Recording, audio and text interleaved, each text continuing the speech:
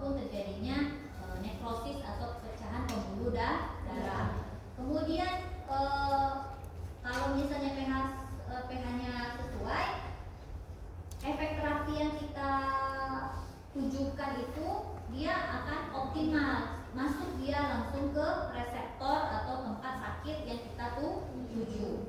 Nah, kemudian dia menghindari terjadinya reaksi-reaksi ya. Kalau misal dia menyatu dengan ini kita, tidak akan terjadinya reaksi apapun ya kalau dia sesuai pH-nya. Kemudian bisa menghambat pertumbuhan mikroorganisme. Nah, larutan dasar tadi kan bilang kan larutan pH-nya harus sesuai dengan 7,4 pH darah. Nah, apa yang terjadi jika pH-nya besar dari 9? Kalau misalnya tidak kita berikan larutan pendakar nih, ya, pada saat kita tes sudah buat obat suntik, kita cek ternyata pH-nya 10. Nah, tidak kita berikan larutan pendakar ya. Artinya untuk memberikan kan larutan pendakar itu kan bisa dalam bentuk NaOH atau yang basah ya ataupun asam ya. Dia untuk tujuannya membuat supaya pH itu misalnya kan kalau pH 9 berarti kita harus memberikan pH pendakar yang bersifat asam supaya dia turun. Kalau dia pH-nya basah, ini kan basah kan berarti dikasih asam. Kalau dianya asam harus dikasih pH basah supaya dia naik ya. Nah, apa sih ininya pengaruhnya? Kalau misalnya pH-nya kecil besar dari 9 berarti kan ini sudah mengarah ke basah ya. Apa yang terjadi? Itu terjadi nekrosis atau kerusakan jaringan sel ya. Tapi kalau misalnya kecil terjadi nyeri pada saat dia disuntikkan. Makanya di sini pH itu harus paling bagus sekali dia mendekati 7,4 sesuai dengan pH darah kita. Tapi kalau misalnya rentangannya masih dalam 3 sampai 10,5 itu masih dapat diterima ya. Kemudian yang terakhir ini ada bahan pengawet. Nah, ini ada beberapa bahan pengawet yang tidak dibenarkan, yang tidak boleh kita tambahkan. Contohnya kemarin kan sudah Ibu bilang kalau vial itu perlu kita berikan bahan pengawet kalau dalam bentuk vial. Kenapa? Vial itu penggunaannya multiple dose atau unit dose. Yang bentuk vial. Nah, astagfirullah, tidak tahu pula lagi apa multiple dose sama unit dose. Unit dose itu apa? Satu kali suntik, satu kali pakai, ampul atau vial? Yang satu kali pakai atau satu kali suntik? Ampul. Itu tidak perlu kita tambahkan bahan pengawet. Kalau multiple dose, berarti suntiknya bisa digunakan berulang-ulang bahan tersebut. Apa bentuk sediaannya? Iya, biar pakai tutup karet. Ya, jadi boleh kita suntik berulang-ulang. Makanya ini karena untuk menghindari kontaminasi tadi, dia perlu kita tambahkan bahan pengawet. Karena kan ada di bawah, kalau jarum suntik kan kadang membawa ada yang udara, ada masuk bakteri, lalu kan dengan adanya bahan pengawet tadi di dalam kan bisa menjaga kestabilan daripada bahan tersebut ya, obat suntik tersebut. Nah, kemudian jika penyuntikannya secara intralumbal itu di bagian mana? Ini daerah tulang belakang ya. Nah, intratekal, intrasisternal, peridural, kan yang pertemuan awal apa kemarin? Di bagian mana saja? Sumsum tulang belakang, kemudian intrasisternal, jaringan otak, selaput otak. Ini enggak, peridural.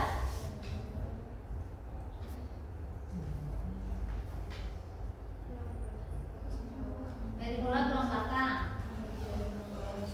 Bagian ekor ya. Nah, itu tidak boleh kita tambahkan bahan pengawet. Ya.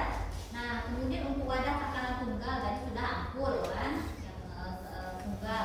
Kemudian bila obat suntik daya pakai bakteriostatiknya sudah optimum. Artinya obat tersebut sudah ada efek bakteriostatiknya. Seperti misalnya obat-obat antibakteri ya, untuk antibiotik. Nah, itu biasanya tidak perlu lagi kita berikan bahan pengawet karena dia sendiri sudah memiliki aktivitas bakteriostatik atau bakterifid. Paham ya? Kemudian ini bahan pengawetnya, contohnya kalau untuk obat obat suntik ya, benzilkonium klorida, benzil alkohol, klorbutanol, klorokresol ya, fenol, metilparaben, propilparaben ataupun timerosal ya. Ini konsentrasinya juga kecil ya, hanya 0,01%.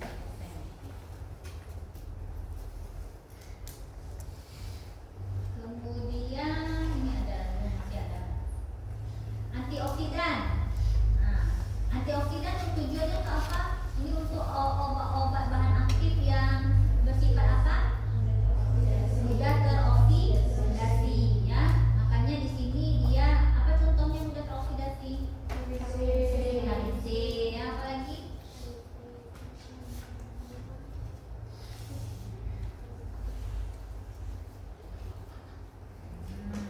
Kita tahu aja vitamin C dia tahu. Apalagi zat-zat aktif yang mudah teroksidasi. Hah?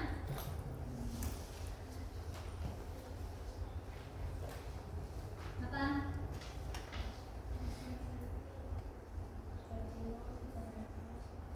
Apa? Hah? Furosemid. Apa lagi? Hah? Vitamin E ya. Apa lagi?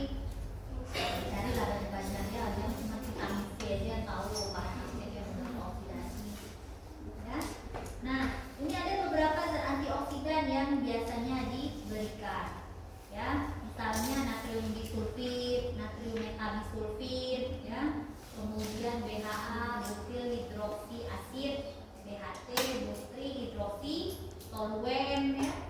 Kemudian bisa vitamin C itu sendiri juga ya.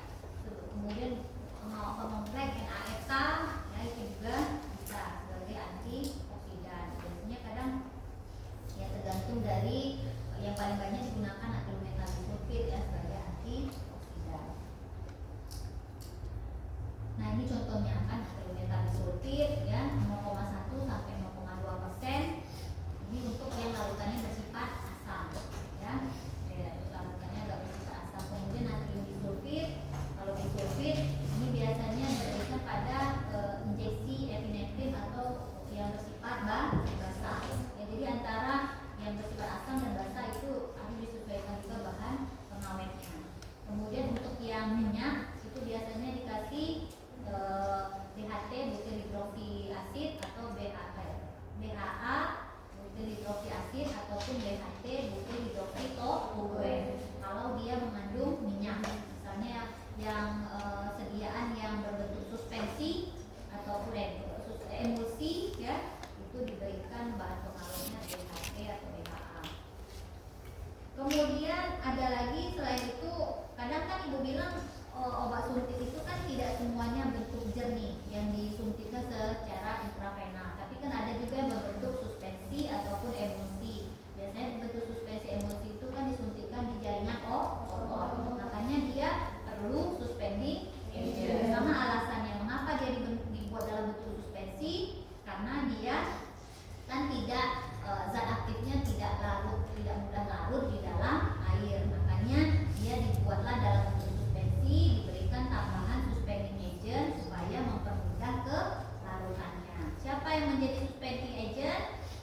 Yaitu misalnya tetap sama NaCNC 0,25%, kemudian tirosa 0,25%, PPP, polivinil pirolidon, dan sorbitol 50%. Nah, kalau misalnya dia itu pelarutnya adalah air, kemudian kalau misalnya pelarutnya dalam bentuk minyak, itu adalah yang menjadi